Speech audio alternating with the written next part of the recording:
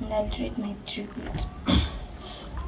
My dad was an incredible man. He provided for his family and made sure his children had the guidance they needed.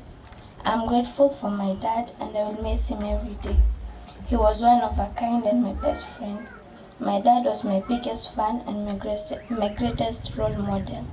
I could call him at any time and he always had a solution to my problems. Life is going to be different without him, but I'm grateful I got to call him my dad.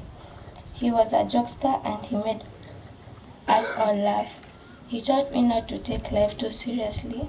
He was always in good spirit even until the day he died. My dad was my hero. He was the most courageous and resourceful man. I never questioned if he loved or cared for us because he made it so obvious. I still feel him with me each day and I will be living life for the both of us now. Rest easy, Dad.